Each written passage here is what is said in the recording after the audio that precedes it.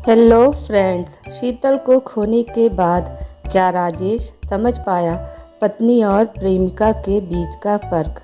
सब तरफ से एक ही शोर उठा, बारात आ गई, बारात आ गई।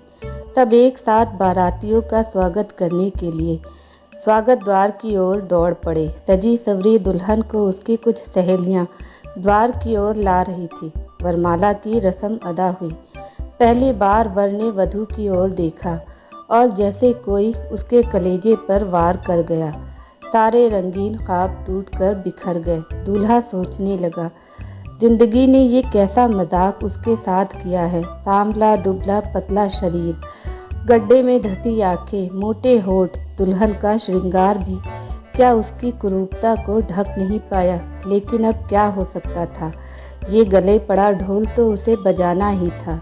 इससे अब वो बच नहीं सकता था। पिता के कठोर अनुशासन ने राजेश को अत्यंत शर्मीला और दब्बू बना दिया था। उनके सामने वो मुंह तक नहीं खोल सकता था। जो कुछ वो कहते वो सर झुकाकर मान लेता। ये रिश्ता राजेश के लालची पिता ने लड़की वालों की अमीरी देखकर तय किया था। लड़की के पिता ने लाखों की संपत्ति, उस पर इकलौती संतान। वे फौरन ही इस रिश्ते के लिए मान गए थे। पैसे से उनका मोह जग जाहिर था। राजेश ने शीतल के स्वभाव के बारे में पहले ही धारणा बना ली थी। बड़े बाप की इकलौती बेटी, पढ़ी लिखी घमंडी लड़की और बदमिजाज तो होगी ही। उसके पिता को ऐसी बहू मिलेगी जो उसकी तरह उनसे नहीं दबेगी। उल्टा वे ही कुछ न कह सकेंगे। ये सोचकर उसकी पिता से बदला लेने की भावना को कहीं संतुष्टि मिली। लेकिन आशा के विपरीत शीतल बहुत ही मधुर, कम बोलने वाली और संकोची प्रवृत्ति की निकली। बड़ों का आदर सम्मान, बच्चों में प्यार से घुल मिल जाना, हर समय हर किसी को खुश करने के लिए काम में जुटे रहना, अपने इन्हीं गुणों से उसने धीरे धीरे घर भर का मन मोह लिया था। राजेश की बहन अरुणा दीदी, जो उम्र में उससे काफ़ी बड़ी थी, शीतल की तारीफ करते न थकती। दीदी, जीजाजी और उनके बच्चे शादी के बाद कुछ दिन उनके पास रुक गए थे। इसी दौरान शीतल उनसे यूं घुल मिल गई मानो बरसों से उन्हें पहचानती हो। आश्चर्य की बात ये थी कि सिवा राजेश के घर भर में कोई भी शीतल के रंग रूप का जिक्र ना करता। सब उसके स्वभाव का ही बखान करते। राजेश पत्नी की तारीफ सुनकर खींच उठता। वो अपने दोस्तों में हमेशा शीतल की कुरूपता की चर्चा करता और अपने से उसकी तुलना कर अपने खूबसूरत होने पर गर्व महसूस करता। शीतल पति को प्रसन्न करने का हर तरह से प्रयत्न करती, उसकी छोटी छोटी सुविधाओं को पूरा ध्यान रखती। लेकिन राजेश उससे बात तक न करता। जो कहना होता माँ से या नौकरों से कहता। शीतल धैर्य पूर्वक पल पल उसकी बेरुखी सहती। उसे उम्मीद थी कि शायद कभी उसकी ज़िंदगी का सूरज उदय होगा। इसी बीच राजेश अपने दफ्तर की स्टोनो माया से मेल जोल बढ़ने लगा। माया उस पर काफ़ी पहले से ही डोरे डाल रही थी। वो राजेश को फांस कर उससे शादी के सपने देखा करती। सुंदर सजीले राजेश पर बहुत सी लड़कियां मरती थी, उससे दोस्ती करना चाहती थी, मगर शर्मीले राजेश का स्वभाव होने के कारण लड़कियों से बहुत झेपता, उनसे बात करने में भी झिझकता और नज़रें बचाकर निकल जाता। शादी के बाद अब वो पहले सा रूखा और नीरस युवक नहीं रह गया था। माया राजेश के दिल की हालत समझती थी। उसने सुन रखा था कि राजेश की पत्नी सुंदर नहीं है। माया को अपनी सुंदरता पर बड़ा अभिमान था। वो रोज़ तरह तरह से अपने को सजा संवार कर दफ्तर आती और राजेश को रिझाने का प्रयास करती। आखिर राजेश भी कब तक धैर्य रखता। वो दिनों दिन उसकी सुंदरता में डूबता जा रहा था। आर्थिक रूप से राजेश सक्षम हो चुका था। दहेज में मिली लाखों की संपत्ति उसकी थी। पिता बूढ़े हो रहे थे, गठिया के रोग से पीड़ित थे, चल फिर नहीं सकते थे। स्वतः ही उनका रोब दाब कम हो चला था। राजेश धीरे धीरे मनमानी पर उतर आया था। शीतल को राजेश ने पत्नी का दर्जा कभी नहीं दिया था। बस उसकी झोली में एक प्यारा सा बेटा डालकर उसके प्रति अपने कर्तव्य की इति समझ बैठा था। वो सारा दिन घर के काम काज एवं सास ससुर और बच्चे की देखभाल में जुटी रहती। इधर राजेश रात रात भर गायब रहता। उसके और माया के संबंध किसी से छिपे ना रहे, लेकिन किसी की हिम्मत न थी जो उसे कुछ कह सके। पूरा घर उससे भयभीत रहने लगा था। भीतर ही भीतर शीतल घुटती रहती, मगर ऊपर से खामोश रहती। वो घर में किसी प्रकार की कलह नहीं करना चाहती थी। हीन भावना की गहराई में उसका अस्तित्व कहीं खो गया था। राजेश की अय्यासी के किस्से एक दिन जब शीतल के माता पिता तक पहुँचे तो वे चुप ना रहे।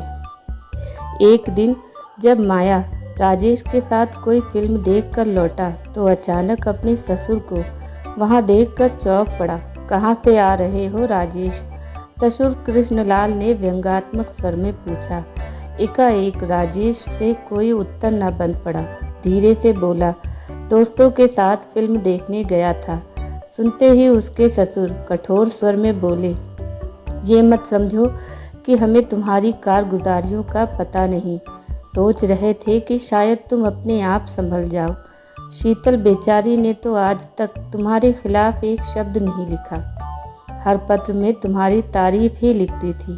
वो तो भला हो तुम्हारे पिताजी का, जिन्होंने तार देकर मुझे बुलवा लिया, अपने बेटे की चरित्रहीनता दिखलाने, उसकी कीर्ति सुनवाने। फिर कुछ रुक कर वे बोले, लेकिन शीतल को मैं अब और अपमानित होने के लिए यहाँ नहीं रहने दूंगा। मैं उसे ले जा रहा हूँ। हम सुबह की गाड़ी से ही आगरा चले जाएंगे। तुमने अगर अपने रंग ढंग नहीं बदले तो मजबूरन हमें सुधा को तुमसे तलाक दिलवाना पड़ेगा। इतना कहकर बिना एक पल रुके कृष्णकांत उठ खड़े हुए। ससुर की बातों और धमकी से राजेश काफ़ी परेशान हो गया। मन ही मन सोचने लगा कि इस समस्या का हल कैसे निकाला जाए। शीतल के जाने से तो पूरा घर अस्त व्यस्त हो जाएगा। बेटे चंदन की देखभाल कौन करेगा? उसकी पढ़ाई का क्या होगा? माया राजेश के लिए सिर्फ दिल बहलाव का जरिया थी, वरना उसके छिछले स्वभाव को राजेश समझता था। वो इतना नासमझ नहीं था जो जानता ना हो कि इस तरह की लड़कियां दुख की साथी नहीं होती। उन्हें तो अपनी मौज मस्ती चाहिए। दूसरे दिन लाख मिन्नतें करने के बावजूद राजेश के ससुर बेटी को अपने साथ ले गए। चंदन को उसके दादाजी के कहने पर मजबूरन उन्हें वहीं छोड़ना पड़ा, वरना राजेश के कहने से तो वे कदाचित न मानते। शीतल के जाते ही घर का पूरा नक्शा ही बिगड़ गया। राजेश को दफ्तर से छुट्टी लेनी पड़ी। उसने माया से सहायता मांगी तो उसने साफ शब्दों में कह दिया, राजेश और कुछ करने को कहो, लेकिन घर की देखभाल ना बाबा ना, वो मेरा विभाग नहीं। 2-3 दिन की लगातार भाग दौड़ के बाद उसे अपने एक दोस्त के जरिए एक नौकरानी मिल गई। करीब 1 हफ्ते तक तो उसने ठीक तरह से काम किया। 8वें दिन पता चला कि शीतल की अलमारी से सब साड़ियाँ और कुछ गहने लेकर वो चंपत हो गई हैं। बहुत कोशिश की लेकिन उसका कुछ पता न चल सका। चंदन हर वक्त माँ को याद करता रहता। पिताजी, माँ कब आएंगी? कहाँ गई हैं? मुझे साथ क्यों नहीं ले गई? वो बार बार पूछता। माँ के बगैर उसे खाना पीना भी अच्छा न लगता। वो बहुत उदास और गुमसुम रहने लगा था। राजेश से अपने बेटे की ये हालत देखी न जाती। राजेश चाहता था कि शीतल लौट आए। उसे अपनी गलती का एहसास होने लगा था। ऐसे में एक दिन राजेश को अरुणा दीदी की याद आई। हाँ, दीदी ही शीतल को वापस ला सकती हैं। ये विचार मन में आते ही तुरंत ही वो बेटे चंदन को लेकर मेरठ चल दिया। दीदी उसे अचानक आया देख हैरान रह गई। आश्चर्यचकित पूछने लगी, अरे राजेश, अचानक कैसे आना हुआ? शीतल कहाँ है? भाई को देखकर उनका चेहरा स्नेह से भीग उठा था। अभी तक उन्हें राजेश की हरकतों का पता न लग पाया था। राजेश फीकी हंसी से शीतल के सामने न आने की बात टाल गया। दीदी समझ गई थी कि ज़रूर कुछ गड़बड़ है, वरना राजेश यूँ चंदन को लेकर अकेला क्यों आता। दीदी ने उस समय कुछ ज़्यादा ना पूछा। रात को खाने पर जीजा जी के बार बार पूछने पर आखिर राजेश फूट पड़ा, जीजा जी, शीतल अब कभी नहीं आएगी। अपनी ही गलती से मैंने उसे खो दिया है। मैंने उसकी कद्र नहीं की। क्या मुंह लेकर अब मैं उसके पास जाऊं? राजेश ने उनसे कुछ न छिपाया, सारी बातें सच सच कह दी। राजेश पश्चाताप की आग में जल रहा था। ये देखकर दीदी ने उसे समझाया, राजेश, ये तुम तीनों की जिंदगी का सवाल है। जाने को तो मैं जाकर शीतल को ले आ सकती हूँ, लेकिन इस तरह तुम्हारा प्रायश्चित अधूरा रह जाएगा। सोच लो, शीतल को जो खुशी तुम्हारे जाने से होगी वो मेरे जाने से नहीं। फिर इस बात का क्या भरोसा कि उसके माता पिता शीतल को मेरे साथ भेज ही देंगे। राजेश के ससुराल आने पर शीतल के माता पिता को जरा भी हैरानी न हुई। उन्हें अपनी संकोची स्वभाव की गुणवान बेटी पर बहुत मान था।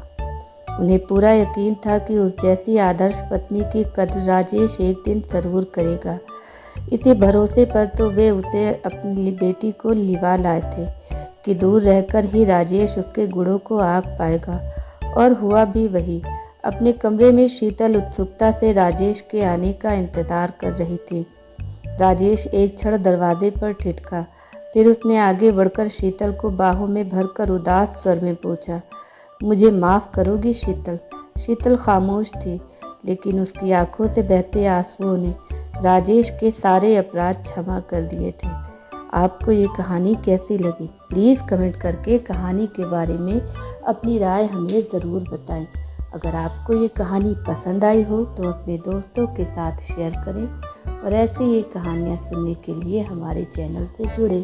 Thanks for watching. Please subscribe my channel and hit the bell button. Bye bye.